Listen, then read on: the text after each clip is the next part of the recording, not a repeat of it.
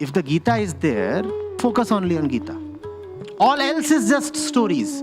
Gita is not a story. Gita is a philosophical document of the highest order. It is not storytelling.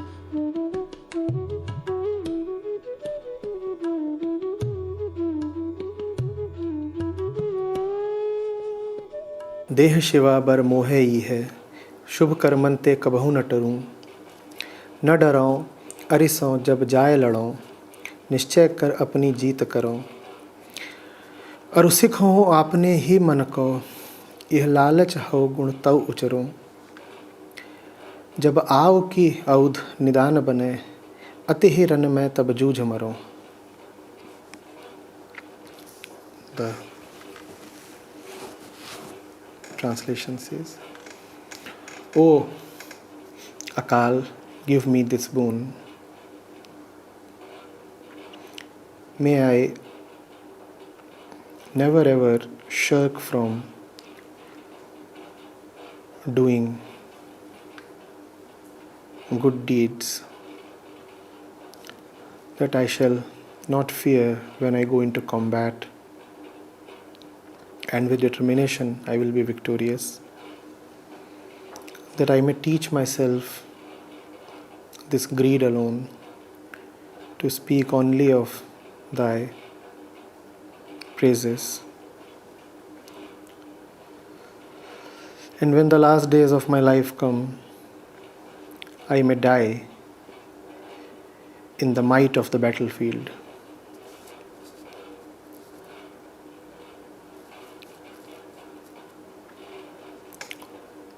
With reference to the above verse, I request you to elaborate on its significance in today's world, as I have always encountered this verse being used as a battle anthem. But it appears to me that battles are not gross in our day-to-day life. Then how to live a life in the light of these beautiful verses of Guru Gobind Sahib?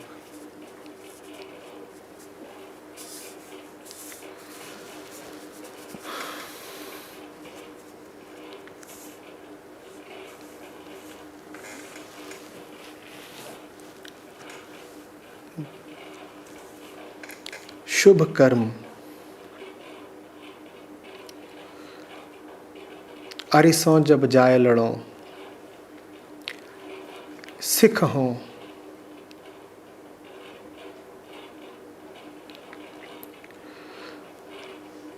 गुण तव उचरों।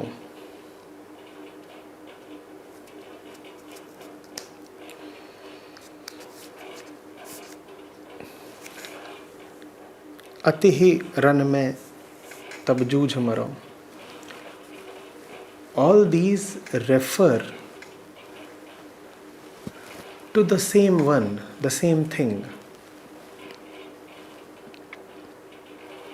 And when you see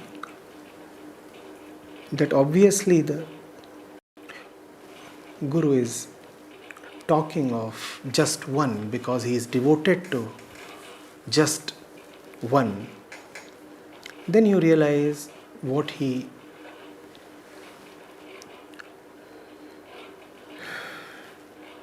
is advising with respect to your day-to-day practical life. He says, "Deh Shiva bar mohe ihai, Shubh Karman ते कभी न टरों." So he is asking the Akaal Purakh, the Lord, the God, he's asking Shiva that he should never deviate from the path of auspicious deeds. This in itself is a total and complete prayer. But fortunately for us, there is more. And that helps deepen the understanding of the seeker. What has Guru Gobind Singh asked for? Auspicious deeds. And he says, I want nothing else Deh Shiva bar mohe ihai. This, only this. Nothing else do I want. I should be committed to the good. I should be committed to good deeds, auspicious deeds. Then he further says, Na darao aruso jab jaye ladao. So now you know what those auspicious deeds are. Now those auspicious deeds are being talked of in other words. Now you are being given another angle to look at those auspicious deeds from. Now you are being given another way to understand what those auspicious deeds are. What are those auspicious deeds? The auspicious deed is to not to be afraid of the enemy when you are in the middle of the fight. Na darao arusao jab jaye ladao. Ari means the enemy. Na darao arisao jab jaye ladao. Which battle is he talking of? He is talking of the inner battle. The ego sense wants to reach the truth, Shiva, but is being misled, blocked, bewitched by Prakriti. That is the battle. That inner battle can sometimes manifest as a worldly battle as well. But in essence, even the worldly battle is an inner battle. Do you see what the battle looks like? There is the ego sense. It is being called by the truth. But it is being mesmerized, enthralled, or being violently stopped by the forces of Prakriti, Maya, the world. This is the battle. The I sense, the ego is embattled.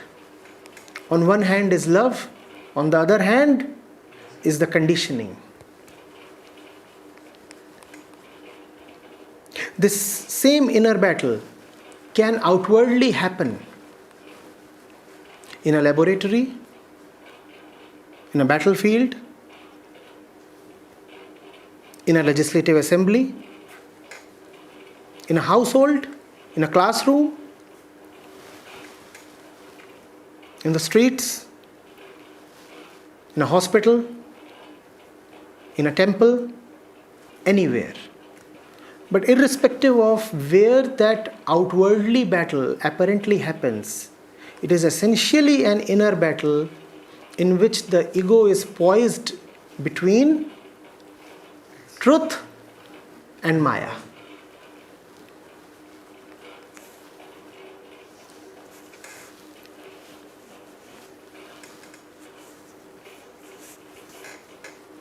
I'm getting it? Truth enlightens, so it is attractive. Maya enthralls, so it is sometimes even more attractive.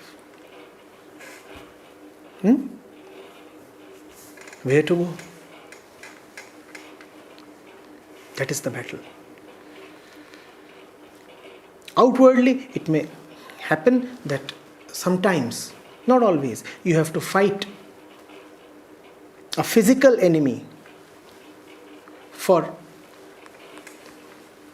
the sake of your true love. That too is essentially the same inner battle.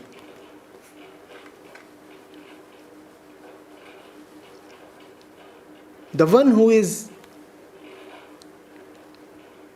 steadfastly fighting the inner battle is as much of a warrior as the one who is shedding blood in an external battlefield. Both must be equally praised for their courage and valor. But it's just that when we see blood being spilled,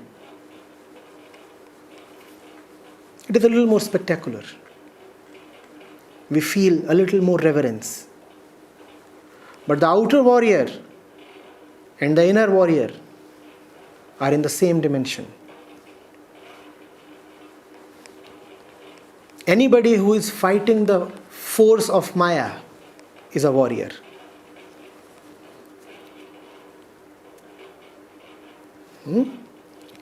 So, Guru Gobind Sahib says, "Na darao ariso jab jaye lado."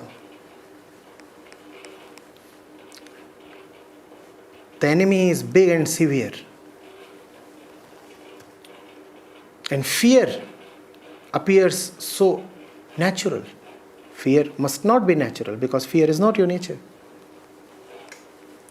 Nischay kar apni jeet karo. Be determined. Fight it out. Your victory lies not in the outcome but in the fight. Victory is not the upshot of the battle. Victory is the essence of the battle. There is a great difference, you must understand. Prakriti programs you to look only at the upshots, the results. Are you getting it? You tried hard. You did not get the fruit. As an ape, you are trying hard and you did not get the fruit. You will sleep on an empty stomach. Right? And your condition would be no better than another ape who is sleeping on an empty stomach because he did not try at all. Prakriti knows only results. Prakriti respects only results. Are you getting it? There is a fire. Both the saint and the sinner would die. Because Prakriti is material and material does not care for enlightenment. The result would be the same. The material result would be the same in case of a fire. Are you getting it? In a spiritual battle, it is not the result that counts. It is the battle that counts. The battle is the victory. To fight is to be victorious. Are you getting it? But if you look for an ultimate victory, as sometimes those people who look for some ultimate event called enlightenment, then you are just playing by Prakriti's rules. You have walked straight into the trap. It is Prakriti that teaches you to go for one final result. Aim it and get it. And if you are targeting enlightenment, then you are actually targeting to live by an unenlightened Prakriti. Because it's she who is teaching you to live by accomplishments. Are you getting it? Just fight. That's the jeet that the Guru is talking of.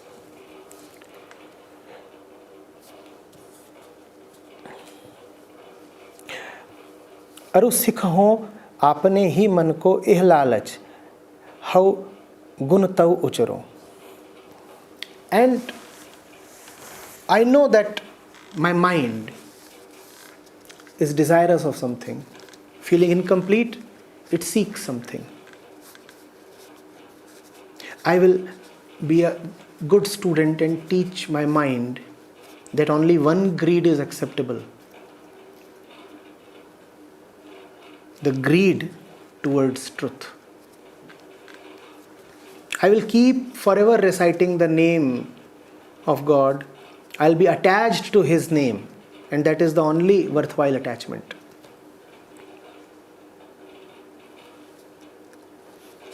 You see, in this battle, I am facing something impossible.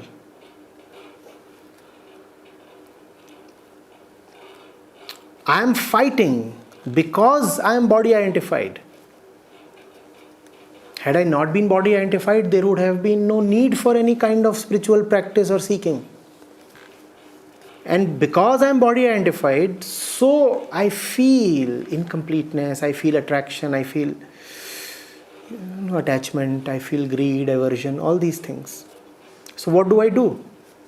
Here is a great method. target all your impulses towards God. If you have greed, be greedy towards God. If you have anger, be angry on not getting God. If you are attached, be attached to the truth. Target whatever you have towards Him. Use whatever you have towards Him.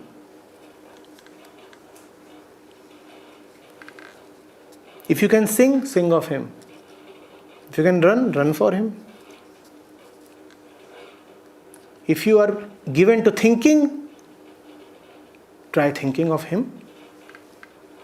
If you are so emotional, turn your emotions towards Him.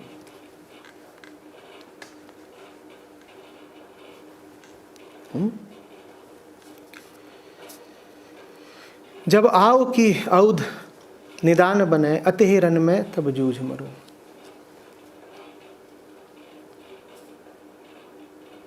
And when the time has come, then I should gladly disappear. In both ways. Neither should I be afraid of physical death, nor should I be afraid of dissolution into you when the opportunity comes.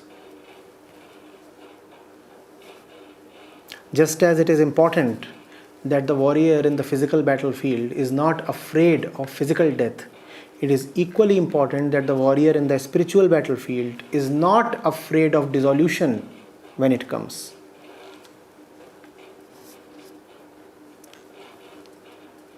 That's your last test. That's what the enemy measures you on.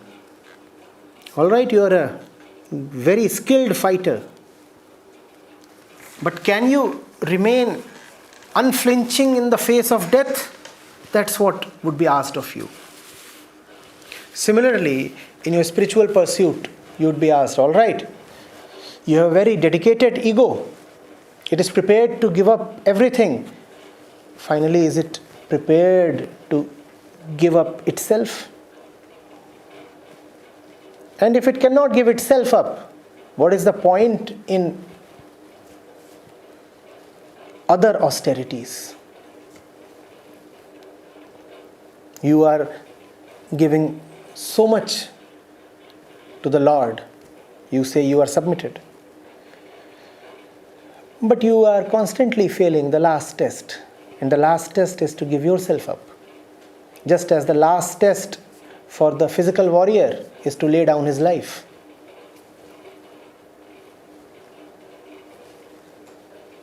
When in the physical battlefield, don't hesitate to lay down your life.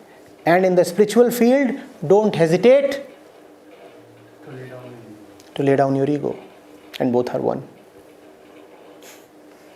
Both are one. The physical warrior cannot lay down his life willingly if his ego is not fully dedicated to a noble cause. And the spiritual warrior cannot let his ego dissolve if he is very mindful of the body. The spiritual warrior must be prepared to give up the body. The physical warrior must be egoless to give up the body. Both are one.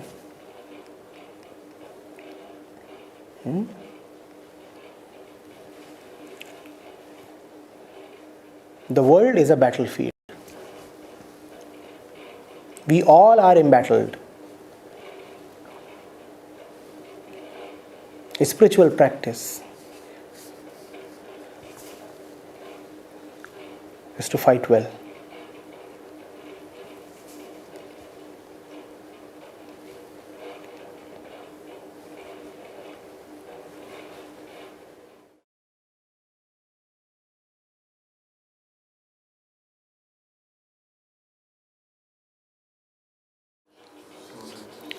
There is the mind, and there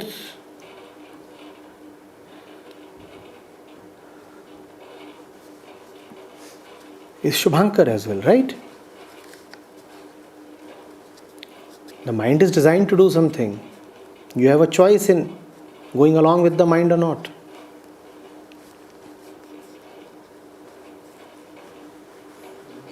There is the mind and then there is you. Do you find it necessary to comply? You do. But it's not necessary.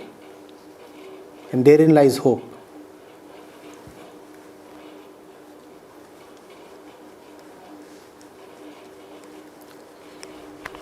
You mentioned that the physical death and the spiritual death both are required. But usually we nowadays see that there have been such instances where people are ready for their physical death. But that would not necessarily mean the spiritual death. So, and somehow also we revert to the things what the Sikh gurus have done and the disciples. But is it right to assume that it was all done with a spiritual... The battle is essentially internal. Remember that. The battle is essentially internal. Outside you only have its manifestations. We said the manifestation could be in a laboratory, in a house, in a temple, in the street, or in a battlefield. So whatever you are doing and wherever you are doing it, the real thing is internal, and therefore it has to be one internally only. What is certain is that if the manifestation is external and you are afraid of losing physical life, that surely means you are losing the battle. However, it does not mean that in the external battle, if you are prepared to lay down your life, you are necessarily winning the inner battle. Please understand this. A reluctance to lay down life is a sure shot indicator of the presence of an ignorant ego. But an eagerness to lay down life is not a sure shot indicator of a surrendered ego. So don't get confused. It has to be understood like this. A real spiritual warrior would be prepared to lay down his life. However, that does not mean that everybody who is prepared to lay down his life is a spiritual warrior. Is that clear?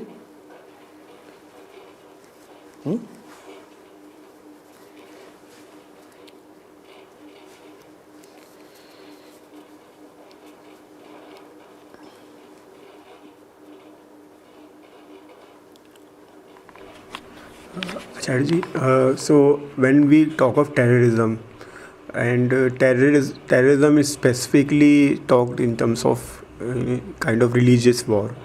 So at the same time, it's like they are, even though they are prepared to lay down their life, they say that they are warriors of God or so.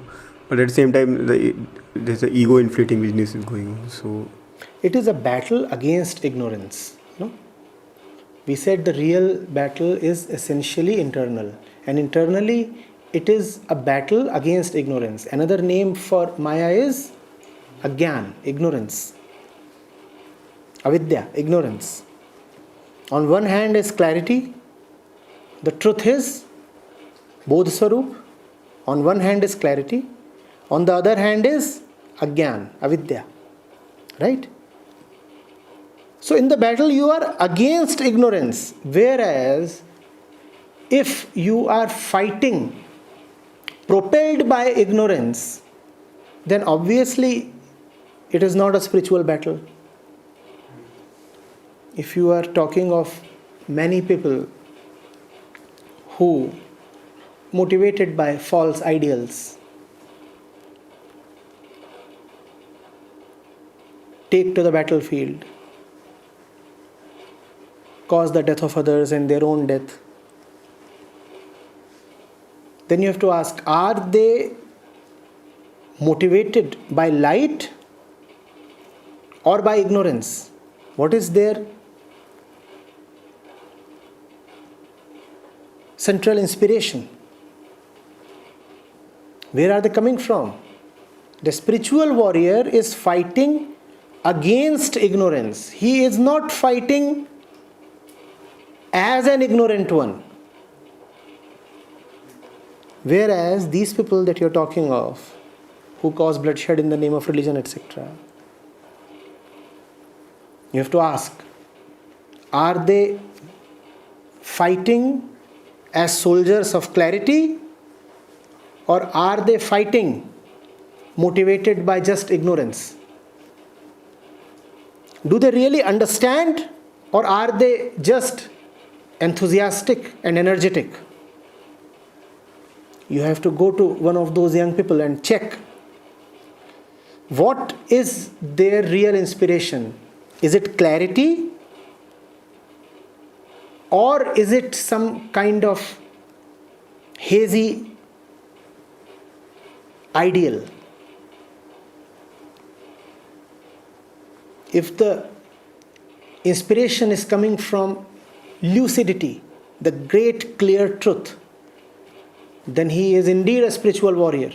But if the motivation is coming from some random story or some hackneyed ideal, then he is not a warrior against darkness. Then he is a soldier of darkness. He has no clarity. Therefore, what is he fighting against? He is fighting against light actually. Check his clarity. Check out whether he is clear about what he is doing. He has passion, but does he have clarity? That's the thing to check out. Mere passion is not sufficient.